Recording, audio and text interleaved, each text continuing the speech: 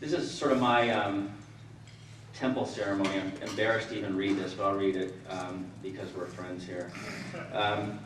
So on Sunday, it's Sunday finally, there's this last service in the mountains. After the music, Mike Barris, a pastor-to-be who conducted the climactic Sunday morning service, asked the men gathered in the chapel a simple question that I should have anticipated but hadn't. Have you publicly pronounced Jesus Christ as your personal Lord and Savior? I hadn't. I wasn't ready to. Panic, my pulse quickened, my eyes darted. I suddenly felt trapped. I didn't want to be a born-again Christian. I knew what I thought of them, and I knew what people less tolerant than I thought of them. I couldn't even say the word Jesus in public. The weekend had been such a great spiritual experience. Why did he have to wreck it by forcing this born-again question on me? My walls quickly came up. I needed more time to warm up to the idea of being called born again. He asked us to bow our heads, close our eyes, and pray. In a gentle voice, he told those who felt moved to accept Christ into their heart today to raise their hand. My heart beat even faster, but no longer in self-defense. I couldn't believe it, but I felt an urge to lift my hand. But I sure as heck didn't want to be the only one, so I took a peek around the room and saw several hands shoot up. What was I going to do? My eternal fate might rest on this decision. Maybe not, said another voice inside my head. This whole born-again thing could be just a bunch of crap. I shut my eyes and prayed. That seemed safe and non-committal. But then there was that urge again to raise my hand. Was it from God? My heart beat faster, or threatened to beat out of my chest. I was at the edge of a cliff, weighing whether to jump. I wanted to take the plunge, but I didn't want to be looked upon as a freak. I didn't know how I'd explain my conversion to my atheist friends. I didn't want to imagine how it changed once Jesus truly became the centerpiece of my life. Would I be wearing a rainbow wig and a handlebar mustache inside a football stadium, waving a John 3:16 sign at the television camera? Would I be compelled to walk away from material pleasures and devote my life to helping the poor? I didn't want to find out. Barris was very good at his job, not in any rush. He said he still felt there were others in the chapel who wanted to become Christians today. He waited he'd waited a few more minutes in case anybody else wanted to raise his hand. Was he speaking to me, I wonder, or was it God speaking to me? My pulse actually slowed as at last I obeyed. My hand seemed to float up on its own until it was over my head. Barris asked those of us who raised our hands to repeat the sinner's prayer. Then I list the prayer. When I repeated this line, I invite Jesus into my heart. I experienced only what I could call a vision. Time slowed. In my mind's eye, my heart opened into halves, and a warm, glowing light flowed right in. As my heart melted back together, it remained illuminated with a soft light from the inside. I felt instantly the light was Jesus, who now lived inside of me. A tingling warmth spread across my chest. This, I thought, no, I knew, was what it was meant to be born again.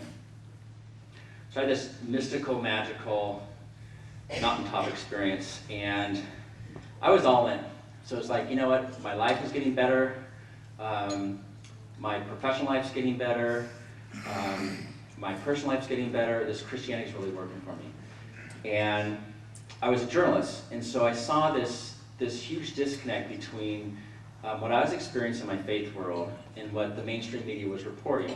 And the mainstream media concentrated on, homosexuality, abortion, and idiots like Pat Robertson and Jerry Falwell. And then in my faith community, I've seen these amazing, dramatic stories that, whether it was promoting faith or not promoting faith, it was good journalism. So I started to think my calling was to be a religion writer. And the only place I could think of was the LA Times. I lived in Southern California, I didn't want to move. For a variety of reasons, I thought, okay, I'm supposed to be the religion writer for the LA Times. So I spent the next 5 years praying for this. I prayed morning, noon, and night. And I prayed and prayed and prayed and prayed. And 5 years went by, nothing. So I thought, well, maybe I should actually do something about it. So I got a meeting with, I was part of the Times organization, I got a meeting with the editor of the Times, and I told her, what if I said that there's an organization in Orange County that attracts 20,000 people a weekend. It's like having a Anaheim Ducks game each weekend. You've never written a single word about this organization. She said that'd be impossible. Editors are very arrogant, by the way. And this would be impossible. We cover Southern California very well. There's no way 20,000 people can be an event we wouldn't cover it. And I said, well, it's Rick Warren's Saddleback Church. This is 1998. And it's not that newsrooms are anti-religious, they're just a-religious. They just, they don't go to church for the most part. They just have a huge blind spot. And so she said, what other stories are we missing? So I had a list, luckily, of 20 stories that I thought would be good for the paper. She said, why don't you start a weekly column for us? Just start that way. So I thought God answered my prayers. This is exactly what I wanted. So for the next 18 months, I wrote stories, a lot of Mormon stories, about faith. I wrote about the hottest high school dances at the time, at least I don't know now, but in Southern California were these Mormon high school dances. They're just crazy. They drew, the parents loved them, the kids loved them. It was just, a nice, fun story. I spent 2 hideous days on a Mormon wagon train that went from here to San Bernardino. Now remember, I was in this. It was a real wagon. You guys know, right? It was a real wagon train. So I was in the desert with a mom and 4 little kids, probably 4 kids under 5. And there's it's wood. There's no Nintendo. There's no TV. There's no radio. And it's hotter than it's got to be like 110 degrees. And the wagon train's going like 4 miles an hour. And this mom, or 3 probably. And this mom is there, and I'm thinking, what kind of faith does this woman have to recreate this wagon train with 4 kids? I mean, I can barely go.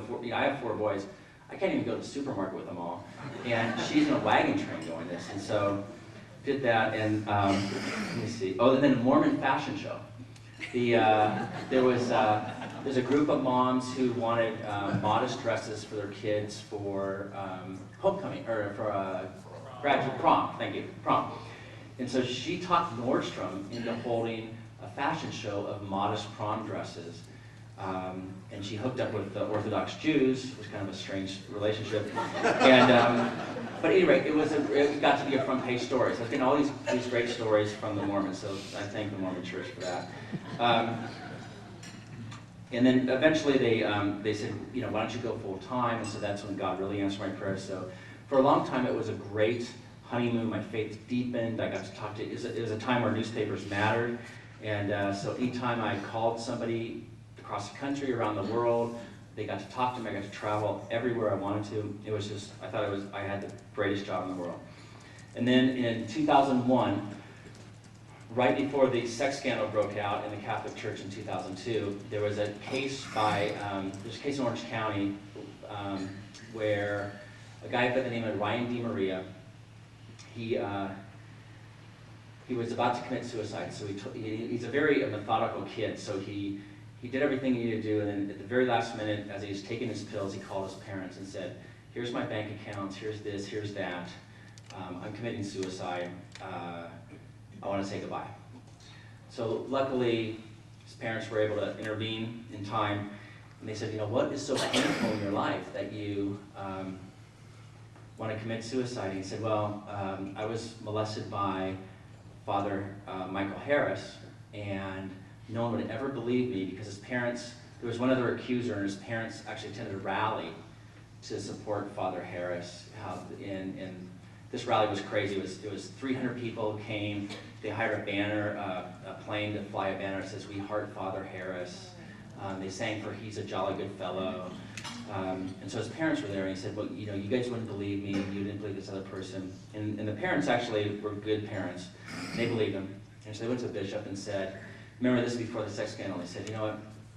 Our son has been molested by Father Harris. We'd like an apology, and we'd like him out of ministry. We just want 2 things, apology and him out of ministry. Now, the diocese at the time knew they had a monster on their hands.